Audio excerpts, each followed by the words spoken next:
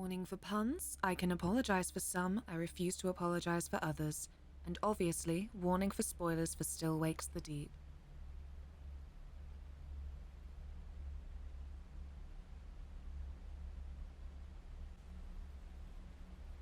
Gothic art is absolutely flooded with mentions of the sea. From Edgar Allan Poe to Daphne du Maurier, the sea has been a haunting, doom-filled space. An isolating and uncertain expanse in contrast against the close and tight-knit community of the coast, or a close-knit crew of an oil rig. Even without the literary tradition, it's unsettling to know that even with today's technology, 95% remains unexplored. The things that have been seen there look so alien and live so impossibly. But through its terror, the ocean is beautiful. And as much as this game is about regrets, warnings, and horror, Still Wakes the Deep is a tale of family, community, and love.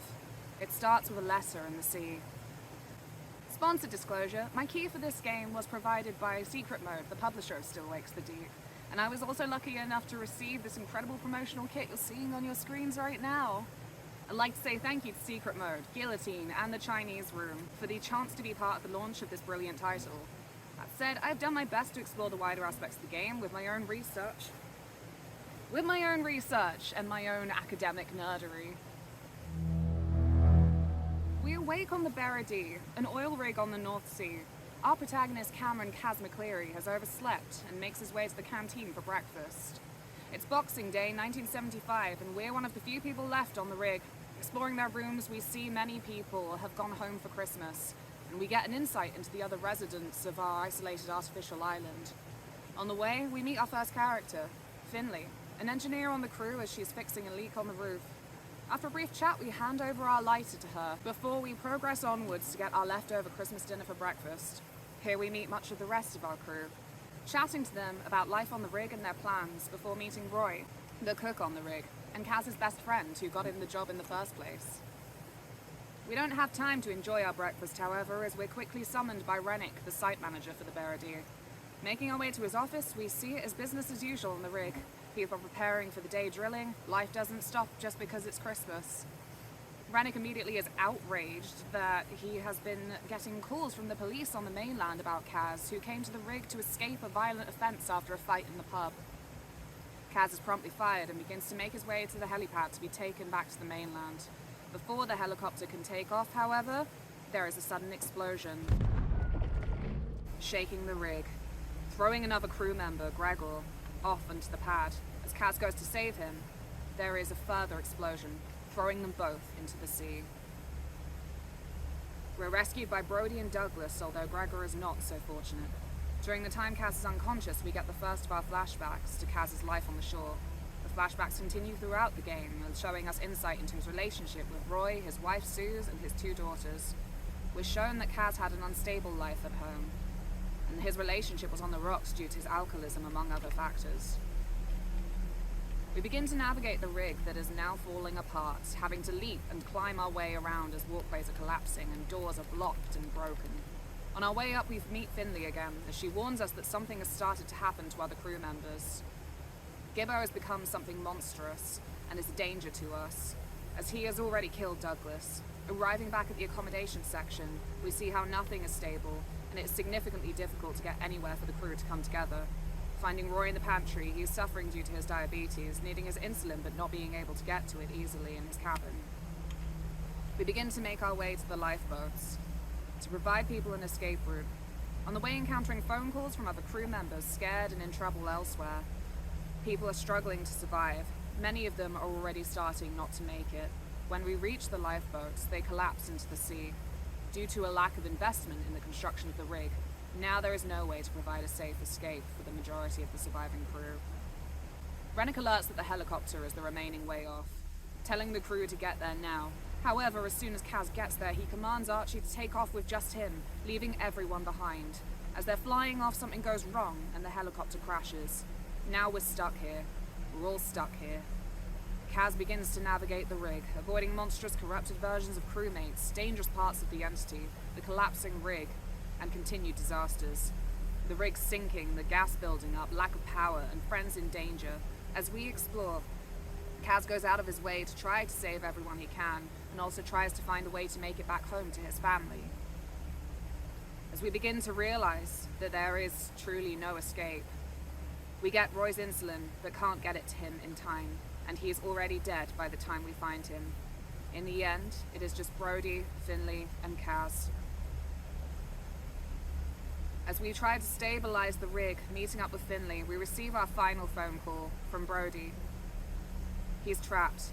Together, we hear him accept his coming death. With this, Finley reveals her plans. She flicks the lighter. She tells us how the entity is changing everyone and she doesn't want to be turned. I'm ending it. She charges off with the lighter to drop it down the central column and blow up the rig, but is crushed on the way as you chase her by a collapsing part of the rig. She tells Kaz that it's up to him to end it now. We can't get back. We can't. But I can. What? There's no going to stop me us. Fuck's sake, McCleary. For once in your life, be brave. Be brave for them. You can't save yourself.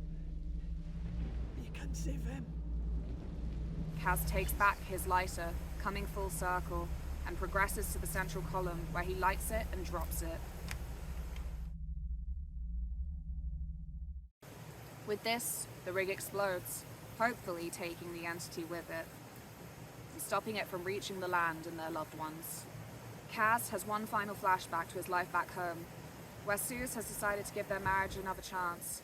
Kaz gets up, opens the door, and steps out into the North Sea.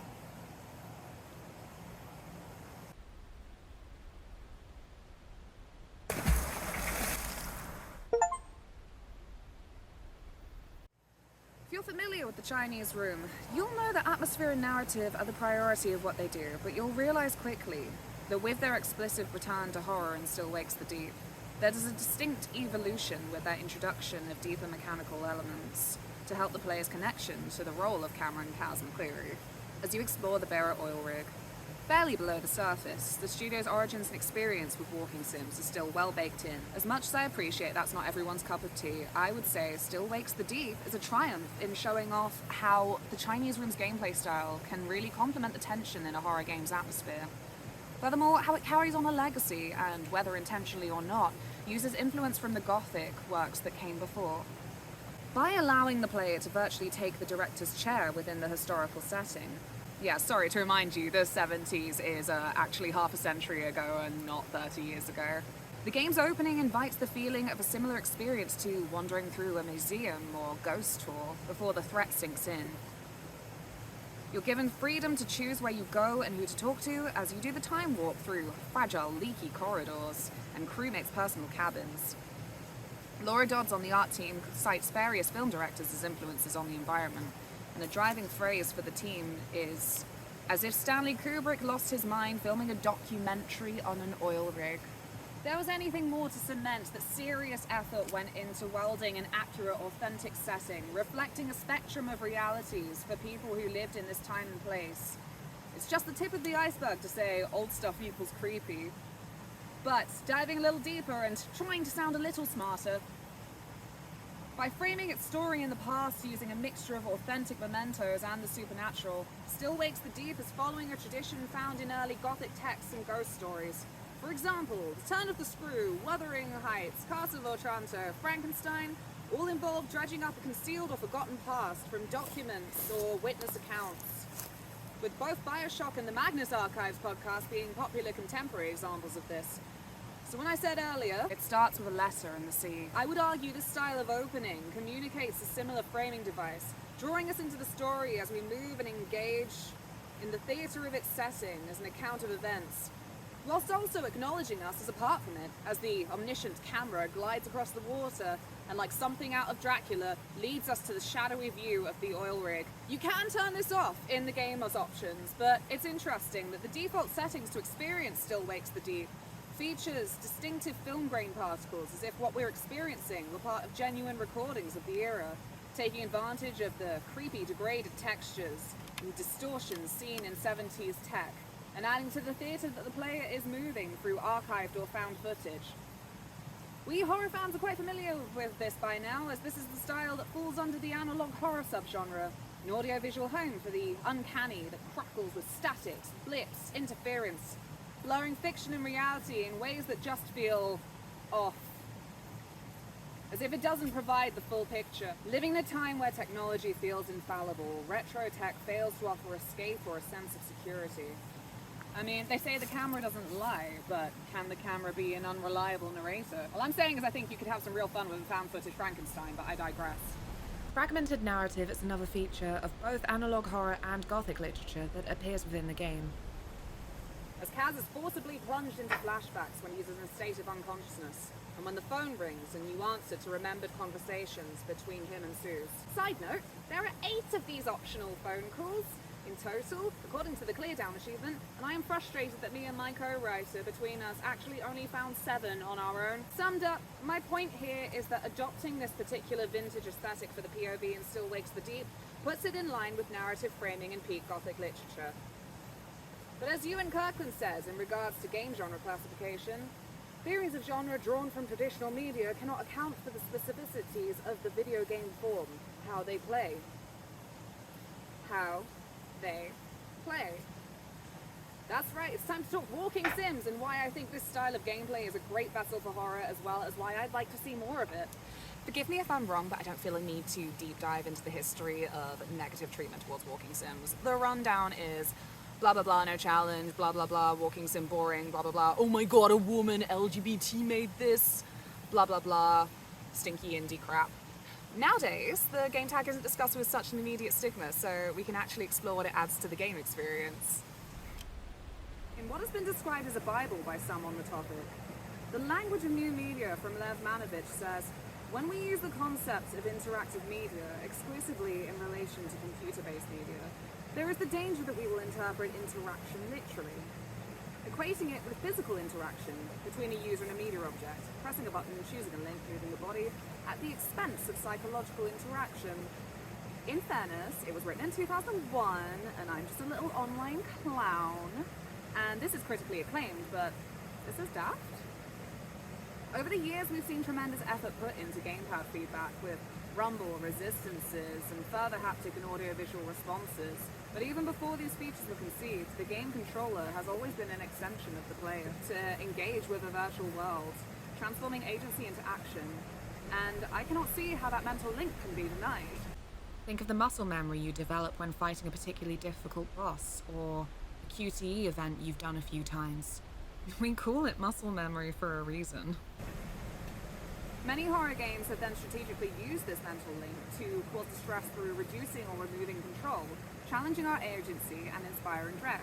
Due to this, you find yourself with increased tension smashing the interact button or squeezing triggers more tightly than you otherwise would. These small touches, whilst only one additional input, work to make the actions feel more intense and necessary than a simple interact prompt.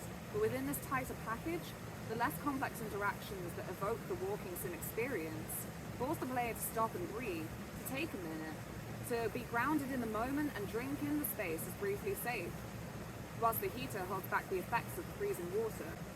I love that this feels like a nod to what a bonfire represents in various other games as a primal shelter in the unknowable dark, whilst fitting in with the setting and calling on those associations with warmth and scary stories in the dark. These moments when I wasn't allowed to progress until I stopped by the heaters were moments I found really effective for making me rest and digest the events and the noise around me for a mere 5 seconds or so.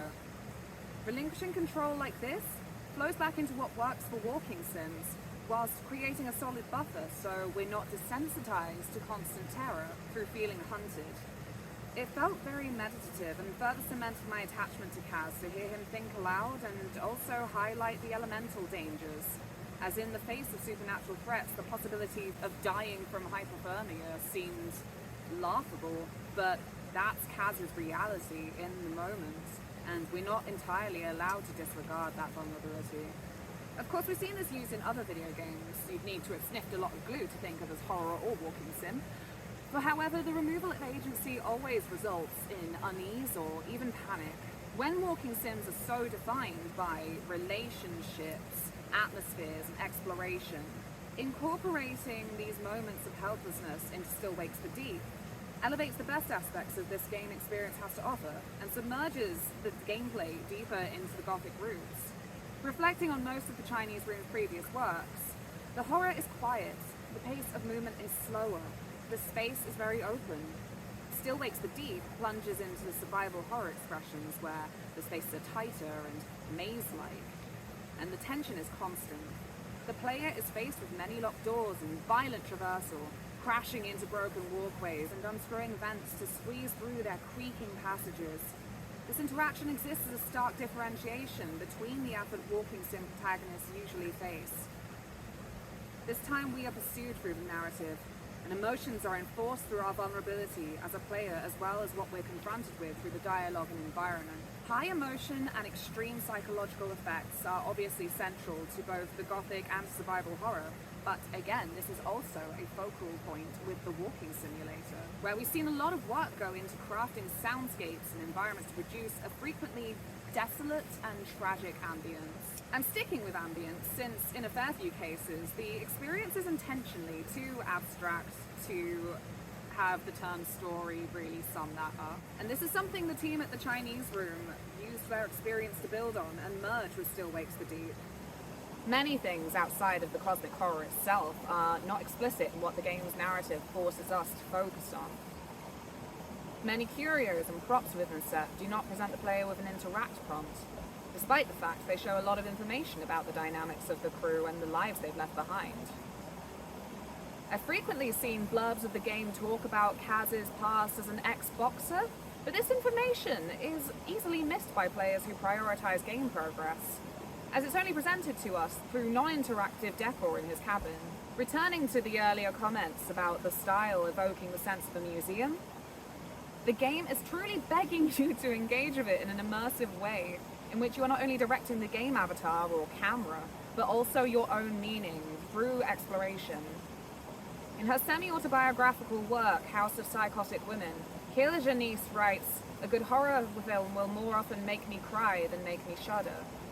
And I believe using some of the DNA of walking sims makes for a really satisfying union of this layering of melodramatic emotional depths that we see in this game. On the Gothic levels of this, the oil rig acts as a really effective psychological playground. Whilst we as the player are uniquely and acutely connected to Kaz, feelings of entrapment and despair are personal as we backtrack and flee from escalating danger, looping round warped, gruesome interiors, facing dead ends, flooding hallways, and locked doors. The oil rig is constantly transforming, but never opens up to a wider, freer space to escape the mutated crew and the entity's tumorous presence. Just as it was never a place Kaz could use to escape, the oil rig is instead a space we must relentlessly attempt to escape or reform back into functionality, driving home the incarceration he's damned himself to. And throughout the limbo, the feeling starts to seep in that this will likely be his tomb.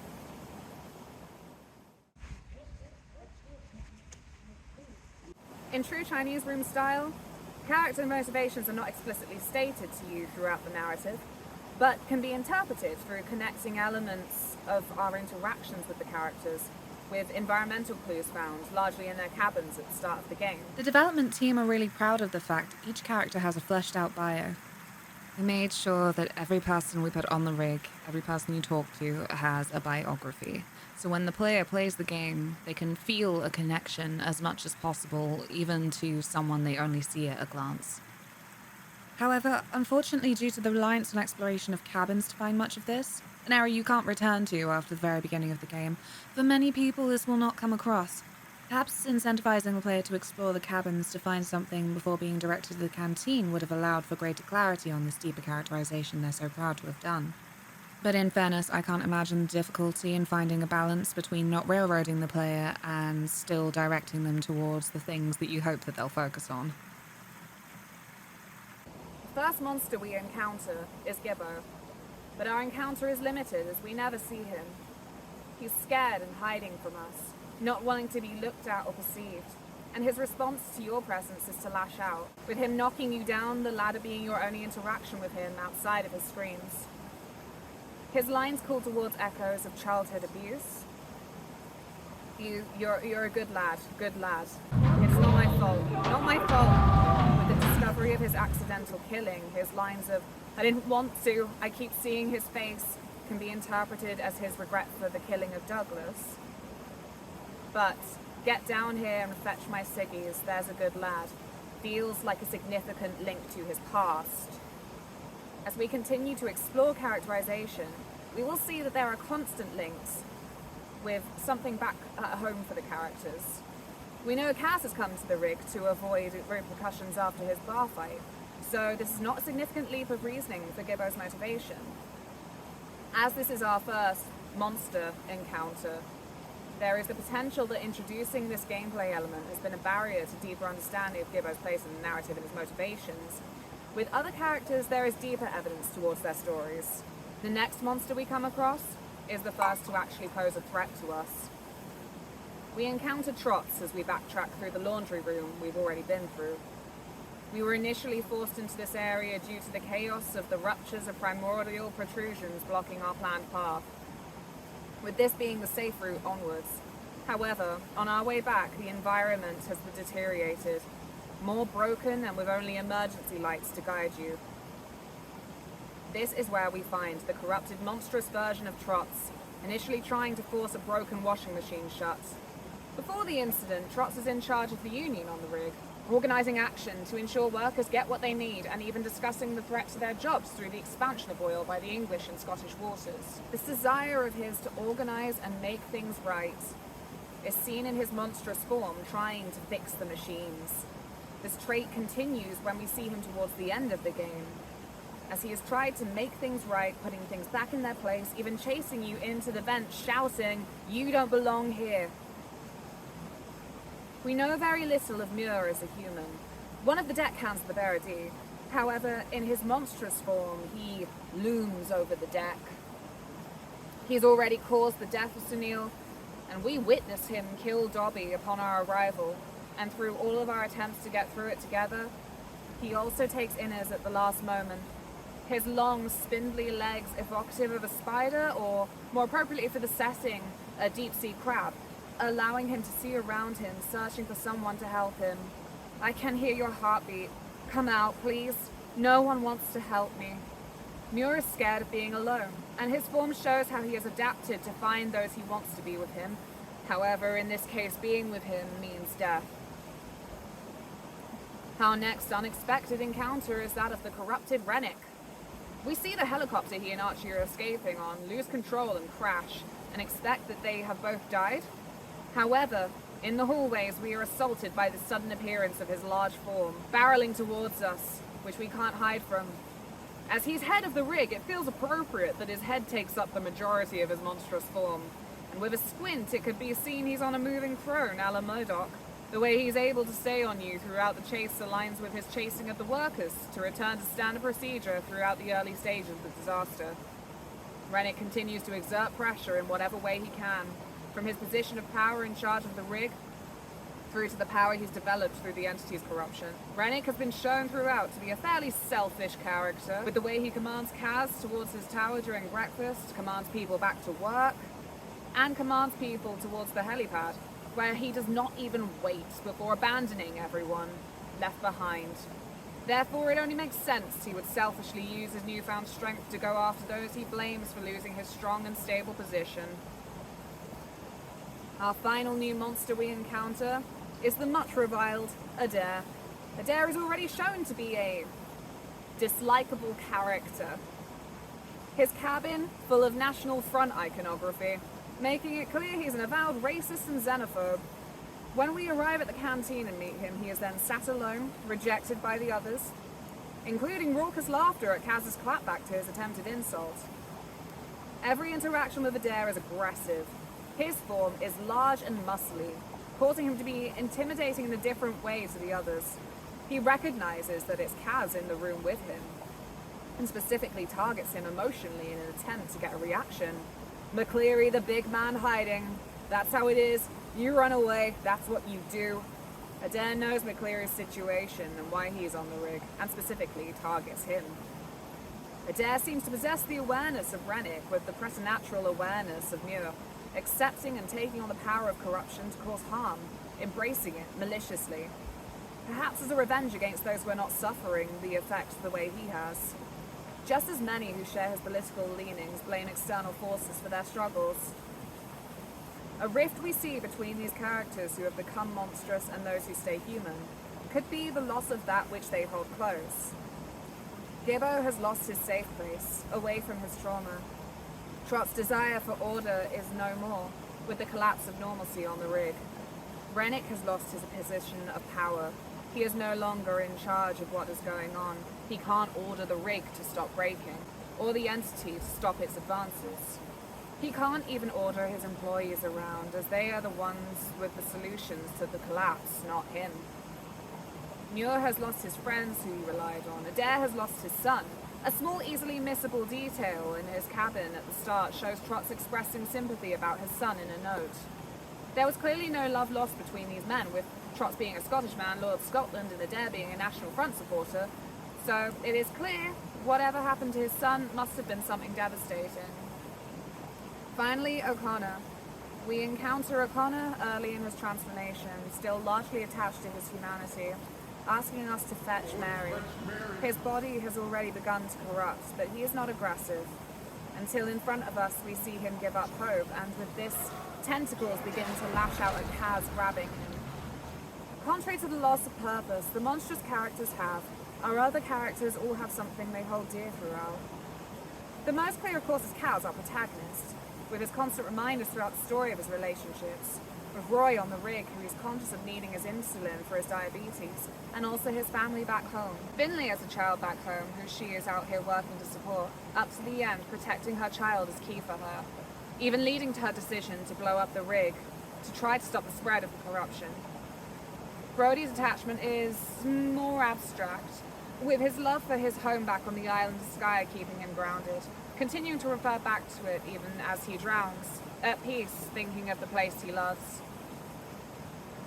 These attachments could therefore be seen as what keeps people human, through the attempted corruption by the entity. When Kaz is in danger and injured, a time when it feels like he'd be most vulnerable to the entity, we experience his flashbacks to his family. It's only when the thing they hold dear is no more that they can be corrupted, it seems. Even Rennick, in his final lines before succumbing to the depths, screams, "Don't let me die, not here." In all cases of these mutations, even through the monstrous, the game does not let us forget that they were human. More than that, that they were just like us, and that they deserved better, and that emotion makes the horror so much more powerful. Shite!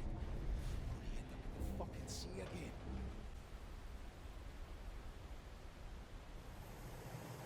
The sea's push and pull carries many passages of our human history. It connects to the lands we call home, but its deepest depths remain a strangling mass of the unknown to this day, and may be forevermore. When I name-dropped Edgar Allan Poe earlier, I thought it was especially important because of his influence on H.P. Lovecraft, an infamous and inspiring writer whose mythos is easy to discuss as reference when we look at how the horrors of the sea are consistently used as a powerful undercurrent to the Gothic, present in Still Wakes the Deep. Acclaimed as the most influential weird fiction writer at the time, H.P. Lovecraft's now famous monstrous tentacle creation Cthulhu typified this literary mode's obsession with the tentacle.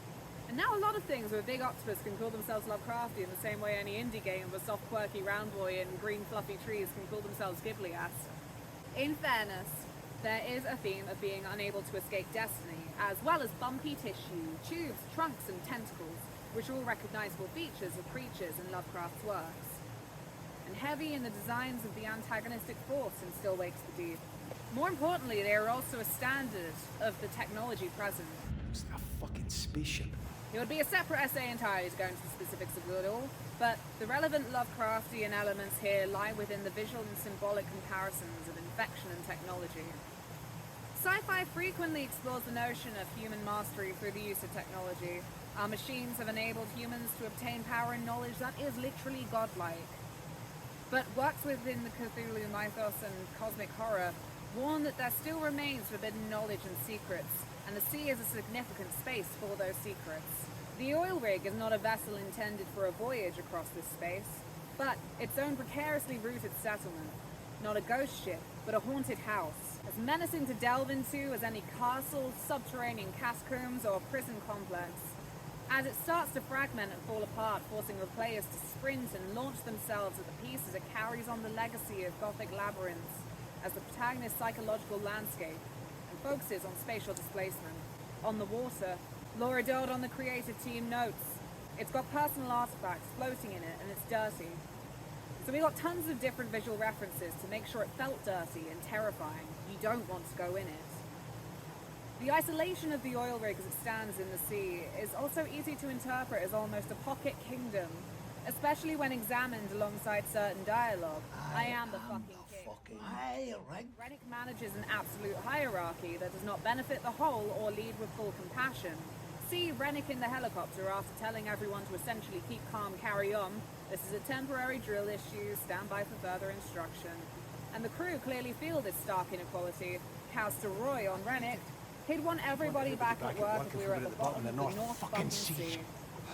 In this, the threat of the sea gradually filling up the oil rig conveys simultaneously a social, mental, and environmental breakdown, especially as we backtrack through the irrevocably transformed areas. Most haunting then being the cabins and canteen, as they were the sanctuaries of our crew's lives on land and rituals of home. Christmas dinners and family photos, battered and invaded by the conduits of the presence from the deep as they pulse and throb in the walls, morphing the rig into a ruin. The sea of still wakes the deep is specifically the North Sea, a low-light freezing place that the game artists have thematically fused rain, fog, and screaming winds which are sometimes indistinguishable from the shriek of damaged metal, or the howls of the mutated crew. Kaz's English language VA mentions the recording sessions as physically exhausting when translating the vocal effects of the dark freezing sea into his performance.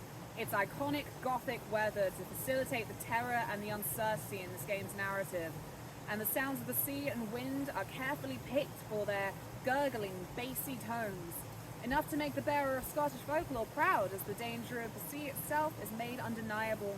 And this is before a ghastly helter-skelter erupts from the waves to threaten us all with a good time. This horrific entity is tied into the symbolism of the sea as an archive of history, as it forces Kaz to confront his memories when he is knocked unconscious and when the player is in its proximity, but the player cannot use Kaz's view to look directly at its mass, or by extension, those who have been made monstrous by it, without the perspective becoming obscured at the edges by sour-coloured bubbles, like burning celluloid or, more relevantly, the sickly swirls of oil. Mechanically, this generates a tension, as it appears not only in the walls, but as an indicator of when a threat is near. Similar to the radio static of Silent Hill 2, it is a help to the player, as a warning danger is near, but the effect even on its own is deeply unsettling. It is all at once pretty, with dark rainbow splashes, and repulsive as oily pollution. This visual duality repeats within the transformations inflicted on the crew. There are multiple incidents where Kaz and the player are confronted with the gruesome jelly of human faces, arms, eyes, hands, unnaturally multiplied, all at once confused and confusing. This is present in our mutated pursuers and in the victims fated to fuse with the rig's interiors, fully becoming property of Kadal. As the crew, including Kaz, lose control of their bodies and minds due to the presence of the entity, there is the terrible question presented of, am I the real me? Fucking hell. I'm losing my mind. Kaz's VA, Alec Newman, describes him in 3 words as determined, flawed, and volatile. The implications of this as a character trait of Kaz is being able to see the monstrous violence of his mutated crewmates in himself, and opens the door for interpretation of the Gothic trappings of fear of mental illness, as well as relating it back to the rupturing of the environment and the self. The past bloods into the present in the final act as the phone calls, which had previously been from other crew members, and the PA system manifest into Suze's voice from the past, calling into question if perhaps this is information the entity has somehow sucked from Kaz's mind, or Maybe something Kaz subconsciously wants to hear most as we sense the story racing towards its end. Either way, the loss of control over his own memories that plague him since the appearance of the entity reflects fears of a fissured sense of self, the blackouts, and the loss of autonomy experienced when falling prey to an external force. All of this links to the need of our protagonist to confront himself physically and mentally, as he is surrounded by bodies presented in confusing, uncanny ways that bodies are not meant to look. Kaz is faced with the physical threats for his corporeality. Furthermore, we experience that it is also a threat to his mind when we tackle the monsters who speak and howl with words that carry an implication of not actually relating to the present, blurring time, the real and imaginary all in flux, as chaotic as the bed of the ocean. There's no escaping. There's going to be a dozen more rigs up here by the end of next year, because they pricks in Westminster want their grubby wee hands on Scotland's oil. Oh look, it's our oiled friend Capitalism. Barely more than a month before the game is set, the BP oil pipeline had begun operation across Scotland. Running from Cruden Bay down to Grangemouth, it was emblematic of English siphoning the oil from Scottish waters. Barradee would have likely been off the coast of Aberdeen, the area this pipeline served, with the flow of oil being begun by the pushing of a gold-plated button by the rich monarch. The symbolism of this moment for the Scottish people was obvious.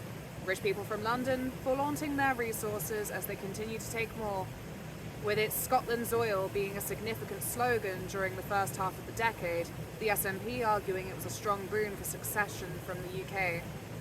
There were fears that a Scottish nationalist organisation would hinder the opening of the pipeline, although this did not come to pass. Trott's fear of the riches flowing south, however, did. Relevant even in modern times, with Scottish oil being relevant in their push for independence as recently as the 2014 referendum. Without independence for the Scottish nation, the bulk of oil-based benefits will pass Scotland by, and that Scotland's share of the wealth produced will provide only a temporary diversion from the general pattern of decline. In Kaz's cabin where we start the game, we can see on the calendar that today is Boxing Day.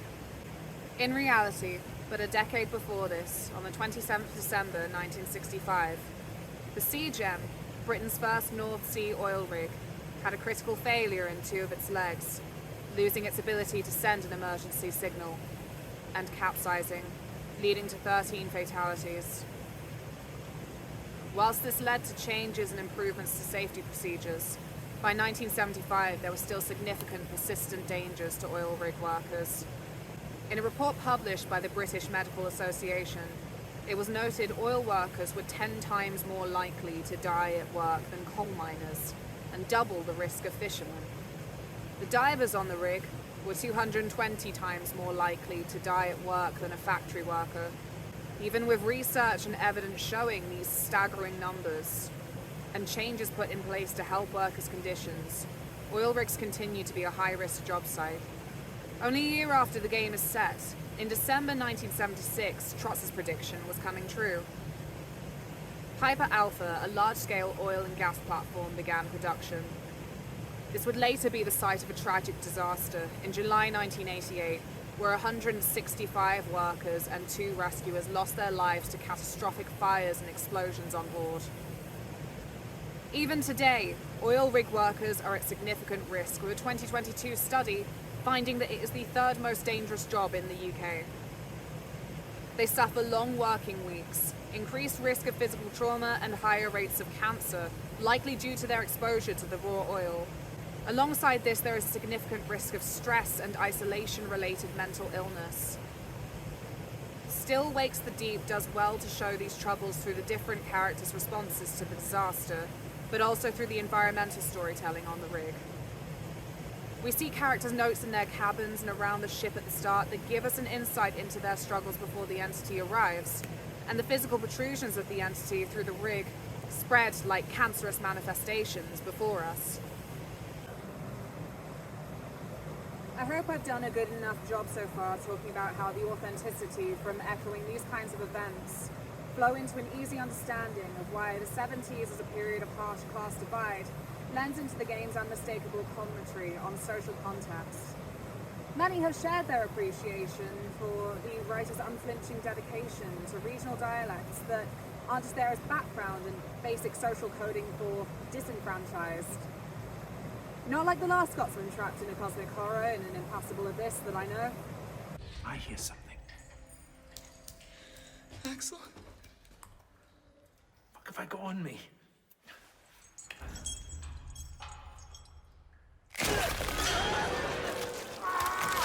Moving through the bearer before it all starts to fall apart is definitely like an exhibit of the bleak politics of the era. As much as you'll be able to find reference to the crew not getting a Christmas bonus from their employers in an early document, the cabins you can explore are full of these cozy relics of home.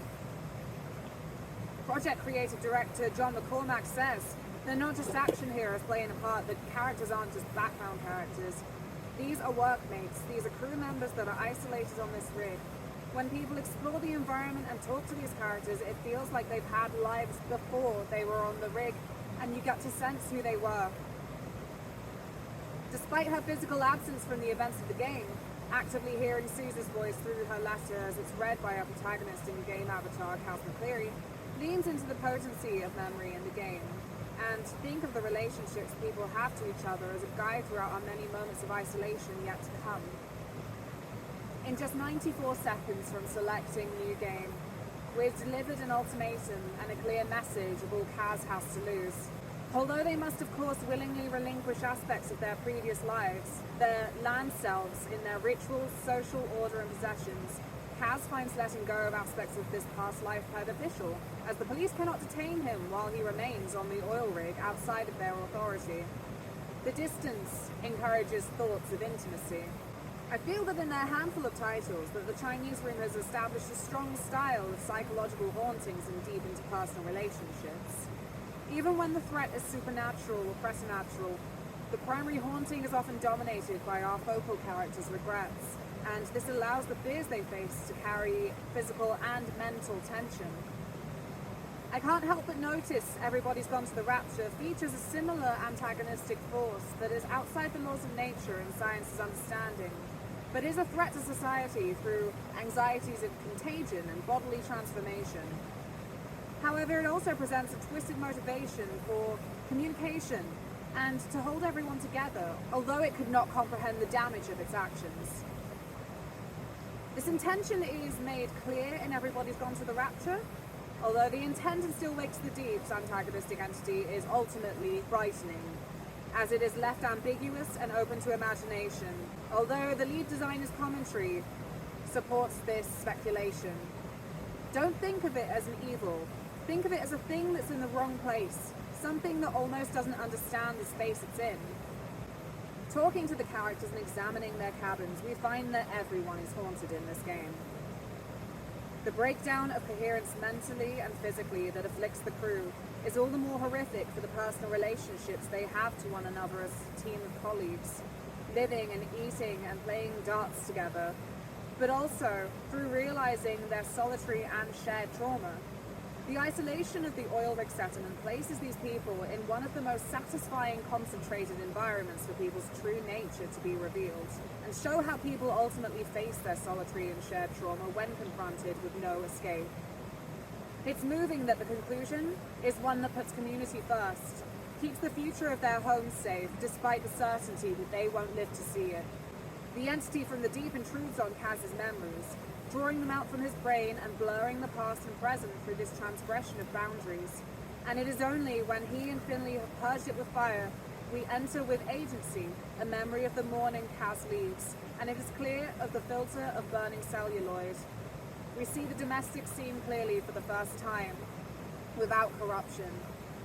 It holds a faith in humanity and in a future that will carry on, although it may be bittersweet with sacrifice and unsung bravery. Brody, Finley, and Kaz experienced before their end a sense of coming home. They came together with resolve to help each other and not abandon each other, which makes Kaz's let go of the lighter he gave Finley to stop the spread of the entity all the more powerful as a literal echo of Brody's final words, let go, and as a conclusion to the love and hope they shared and carried to the end, where many others we hear drown in despair and fail to hold on to their hearts. Although they acted as the entity's agents throughout its possession, Their hostility in other aspects clarified that their mutations were a warping of mind and body, wrapped in personal traumas and sometimes individual malice. I love the way the environment connects with this, and mirrors these personalities with rusted and angular metal, hostile without the monsters in its potential to crush or scratch or burn. There's a kind of specifically masculine rage to it. It's like an entity of its own that reflects and draws in aggressive, powerless-feeling men. The one exception, of course, being Finley, although she is presented in masculine-coded ways that we aren't directed to read as queer, but simply as matching the energy of all the crew.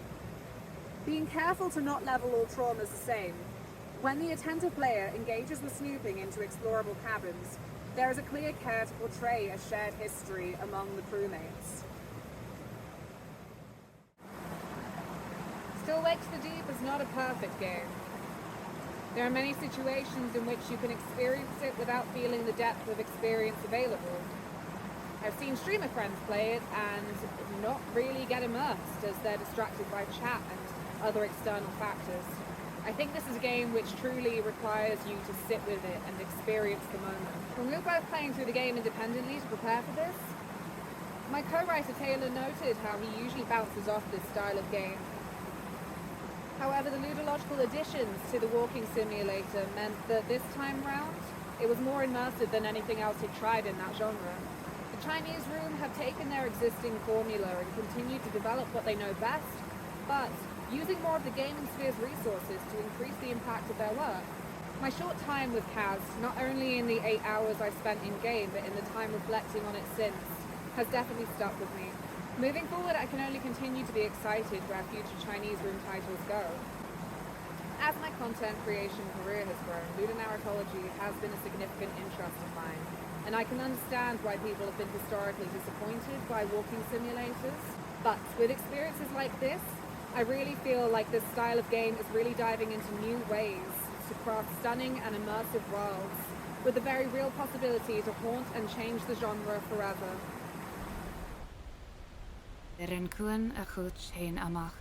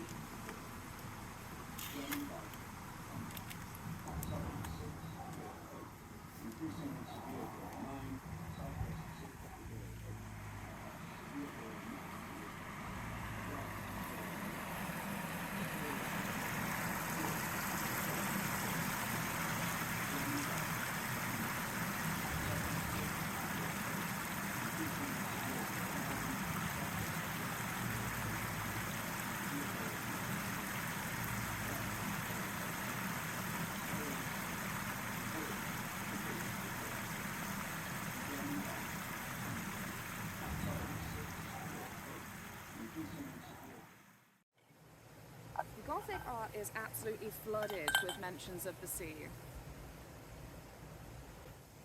You hit the lid off. I see. And obviously, spoiler warning for Still Wakes the Deep.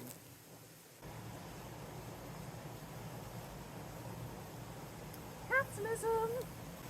More importantly, they are also a standard of the technology president. What? In a report published by the British Medical Association, it was noted... Go again, you said Britical. It says British. Oh. British. It- British it'll- Medical Association. Yeah? You said Britical. Oh.